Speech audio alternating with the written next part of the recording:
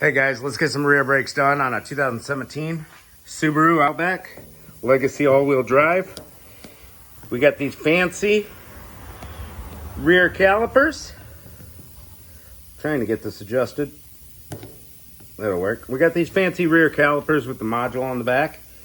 It's time to compress the calipers. You can do it with a scanner or you can do it manually. So it's all good either way. Let's start off by taking our brake hose, hold down bolt, 12 millimeter off. I know you can't see it, but you should know what I'm talking about. It's a little brake hose on the back of the caliper. It gets held down by one little bolt to the knuckle. And we're gonna need that guy off.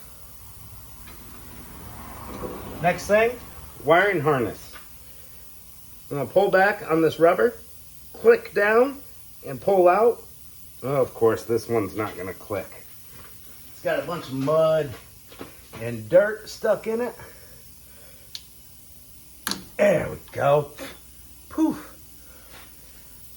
All right, we got these black little caps on the back of here. Pop those off. All right, next step, get you a 7 millimeter Allen. I got one here, socket style. Let's get it. We'll loosen up that top one. I got the little extender on it because it helps for that bottom one to get past that little black module. You don't need a socket, you can use a regular L Allen.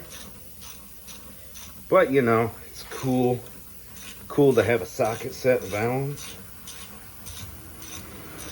So we're not really going to use any special tools today except for one to turn the caliper back.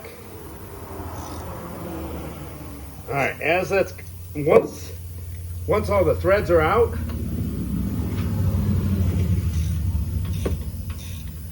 then you can kind of push back on these slides. Now these slides we're going to take to the wire wheel and clean up and put some high temperature silicone based brake grease on them. Keep them lubricated for a long time. There we go.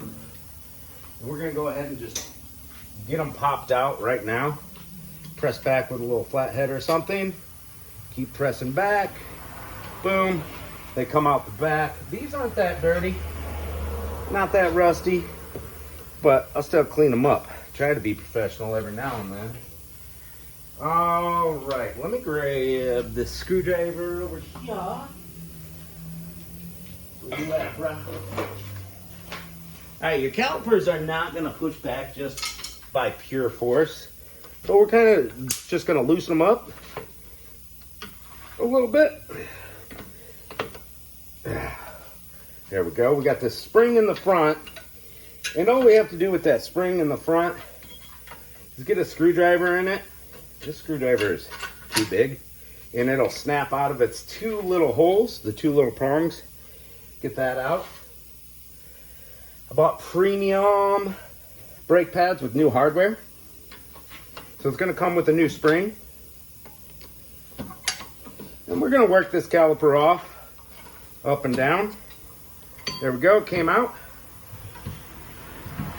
This brake pad is rusted in right there on this little hook. So I'm going to clean that off with my little Dremel tool. Just give it a little cleaning. Should be able to smack it out with a screwdriver or hammer. Pry it out, the pad. There we go. It shouldn't stay in there. It should stay in the bracket. But that's all right. Now we'll take this one out. The rear pad's going to be your one with the spring on the top. And your squealer tab. Now we're going to grab a 14 mil, preferably 1/2 inch ratchet. You're going to want a little bit of force on these nuts, or these bolts. These nuts. Ooh, told you. When you're putting these back in, make sure they're nice and tight, boys. Oh. Woo. Don't take one out. just loosen one and then get the other one. All right. Now that they're both loose, now we can take them out.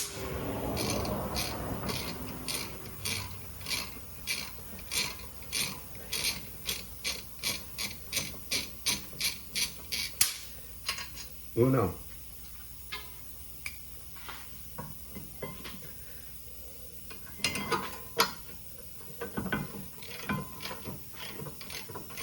That got me in the chest pretty good.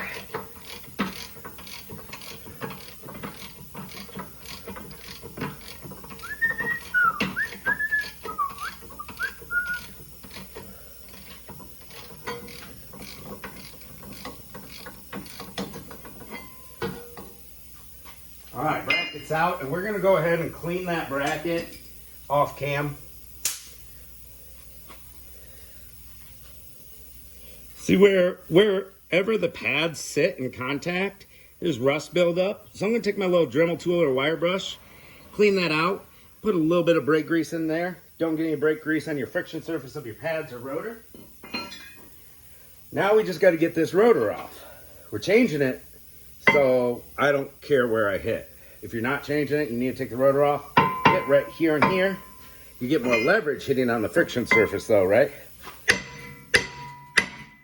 we go, couple of love taps. She came out.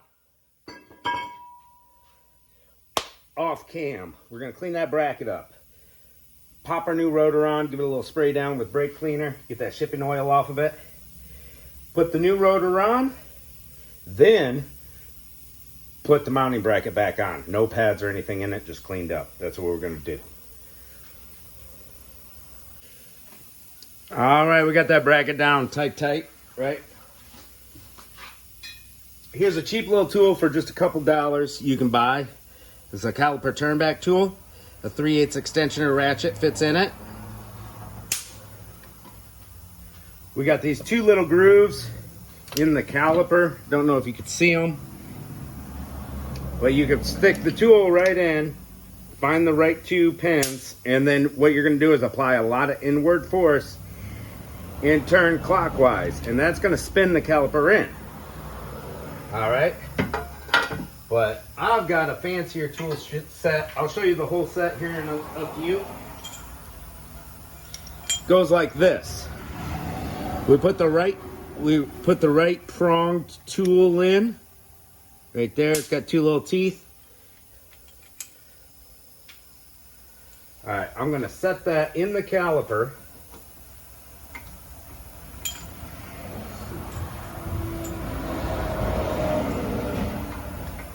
And I'll show you the setup here in a sec.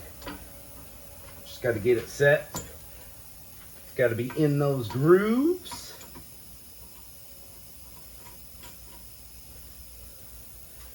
Go. There's a little 7/8 like nut on the back, and we're gonna tighten that up with a 7/8 wrench. All right, let's see what we got here. All right, you see this guy?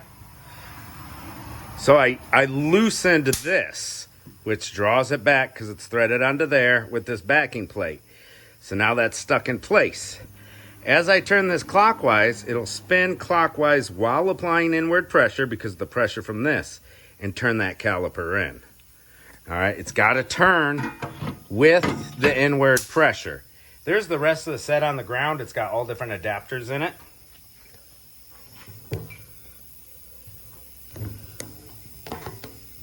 My tripod is about freaking shot, guys. Like, it won't hold the cam straight up because I want you guys to see me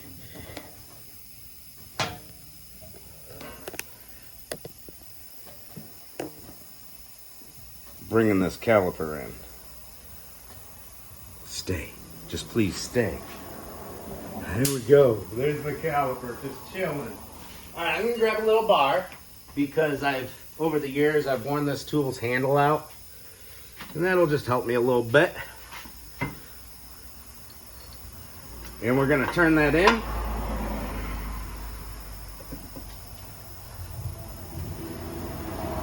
We're just spinning, and as we spin in, we're gonna keep on every once in a while tightening that 7/8 that I told you about. We want to keep that tight. It gives us the inward pressure that we need.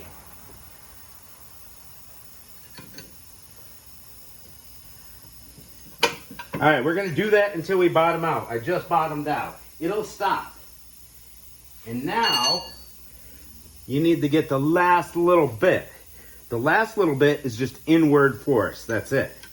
So you can use a C-clamp, whatever, but this tool will work. So now I'm spinning that nut, which is pressing, let's call it the threaded piston of the tool, straight into the caliper, and bam, that last little bit needs to just be straight force, no spinning. All right? Now we'll loosen our tool up. It loosens by tightening, right? And take our tool out of there. I did clean all those contact spots that I told you I was gonna. And because we're in the salt belt, she gets a little thin layer of that brake grease, that high temp stuff I was telling you about. Don't use regular grease. Silicone based, high temp brake grease, AGS, Glide. It's good stuff. All right, now we got our pads. Put a little bit of that grease on the ears of the pads.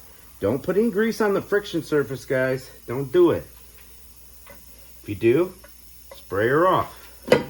All right, in the inside pad with the spring, the outside pad with no spring. Now, caliper. Make sure your hose is not twisted. Mine's twisted. We're going to twist it around so it's not twisted. Our caliper is going to go right over there, nice and smooth, because we have it all the way in. Stay for me right there, little buddy. Thank you very much. We're going to put a little bit of grease on those slide pins that I was telling you about. Those 7mm Allens. Go, one started in. Little grease for the next one. So I love the design of the rear brakes on these Subarus. I mean, like, it might look intimidating with that big old sucker on the back, but I've done like Volvos and stuff where you need a couple $1,000 scan tool to put it into maintenance mode to be able to bring it back. This one, we ain't gonna do that on this one. We don't have to put it in maintenance mode.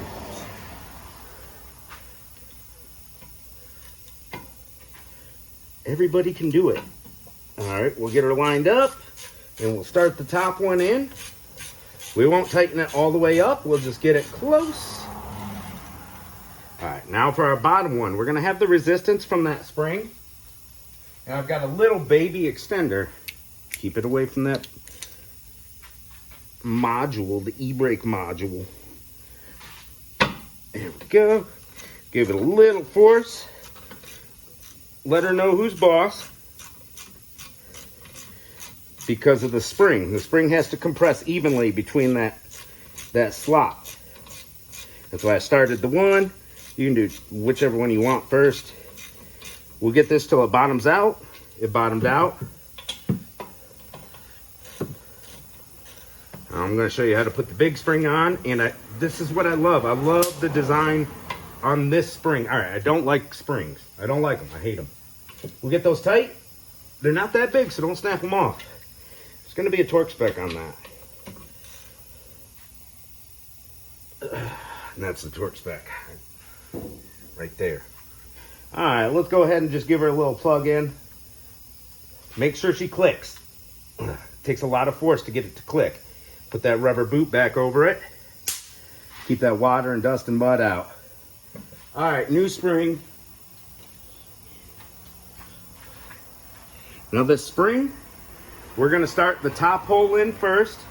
It's got that little claw, and we've got it back against its home where it goes. I'll give a little taparoo, set it in place. Now we're gonna take the next one and we're gonna put it just like so, and we're gonna push forward.